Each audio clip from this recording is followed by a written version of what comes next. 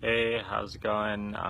Just checking in today because still working on this school project, and I just want to give some updates, like start kind of explain a little bit more the concept. I think to call it a school is not really super accurate. I mean, it's more like a training center to give very real world skills, very you know, uh, things that people can use immediately right away from the get-go to increase their income, to improve their resilience to climate change issues of the seasons and the weather and different limitations with rain and things like that.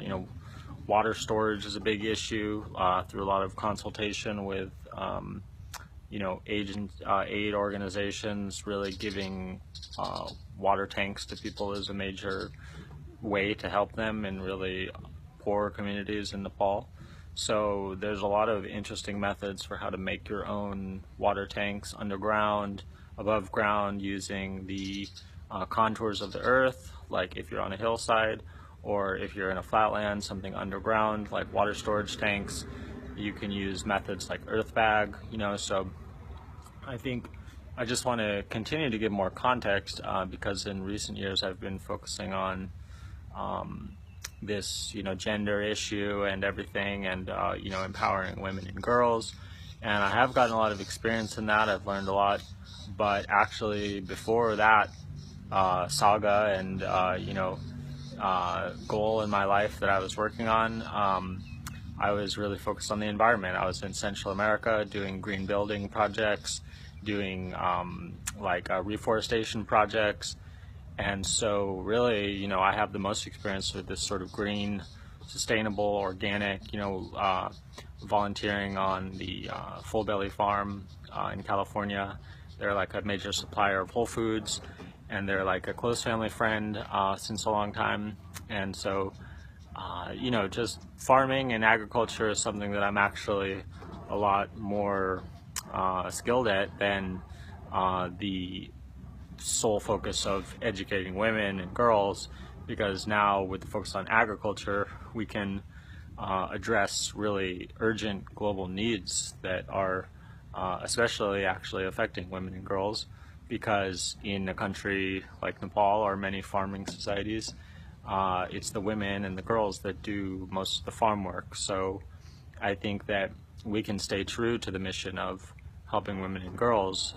We simply need to um, use our income from training and lessons and different media that we can publish to support free scholarships for women and girls, to get women and girls as teachers and as people that go into the community to help find people that can benefit from simple technology, permaculture concepts, sustainable agriculture concepts.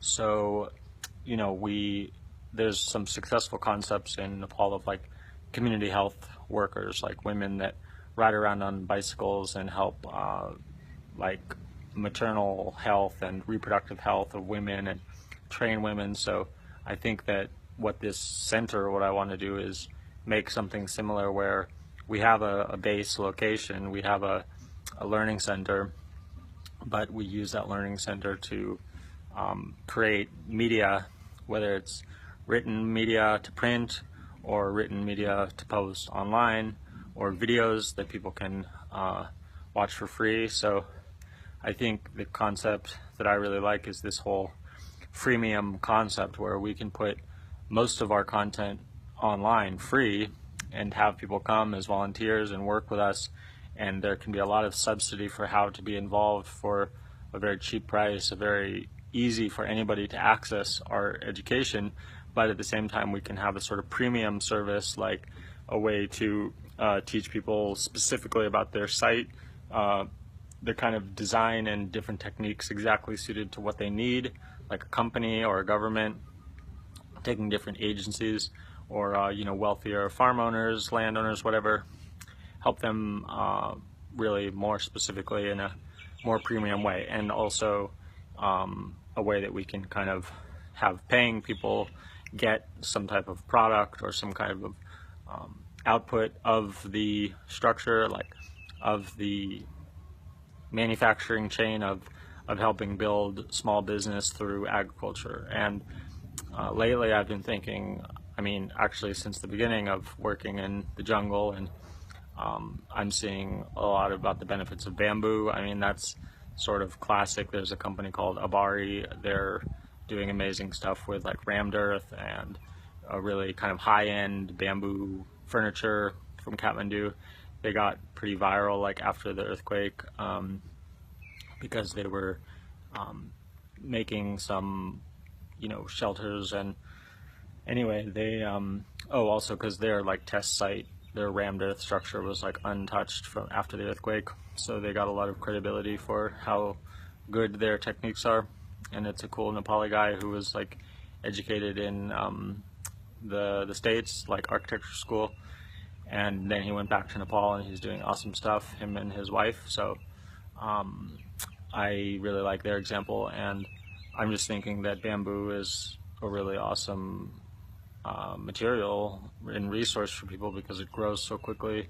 There's a lot of jewelry and different types of crafts and simple things that are like tools, and I've been discovering a lot of cool stuff in Thailand, different things you can make with bamboo, and I think there's kind of unlimited possibilities in a way. There's just so much stuff that can be done, like for national trade or international trade, and like internal use, like just things that they can use themselves. So I really want to explore like how bamboo can be a really useful thing, because even if people can't plant it and grow it on their own land, which is sometimes the case, they can always kind of get it from a neighbor or trade for something it's really cheap, and with one stalk of bamboo you can make a lot of stuff. So that's one angle, and yeah, I just wanted to go into some of the details of how I want this school to be running, not just as a simple classroom, but also as some kind of research center where we take traditional knowledge of the Taru elders and whatever ethnic group elders, Chepang people, and the very marginalized and minority type of communities of Nepal, which are very oppressed in many ways, and try to do this human-centered design thing where we see what their skills are, we see what their needs are, and we make a sort of hybrid adaptation of permaculture and organic farming and Taru wisdom. And they really are one of the cultures in the world that's like the people of the jungle. Like that's kind of their spiritual basis, is really this connection to the Mother Earth of like the jungle. And I think that's really interesting as far as like the world needing to adapt to a greener lifestyle and more sustainable world. So I think there's a lot of things we can learn from them, at the same time as giving them new skills and making like a bridge in between to develop new concepts and demonstrate existing concepts and highlight different personalities that are working in this field. And so yeah, that's pretty much just expanding on my research center school, climate change school. That's why I think if you guys can just check out that GoFundMe page and like share that campaign, that would be really great, because I still am like just at the start of getting the word out, and I just need help to make this more known and more supported. So if you can check it out and give it a share, or comment what you think or some advice or whatever. We want to get this done and we want your help. So thanks for watching, and I'll be back soon. So thank you.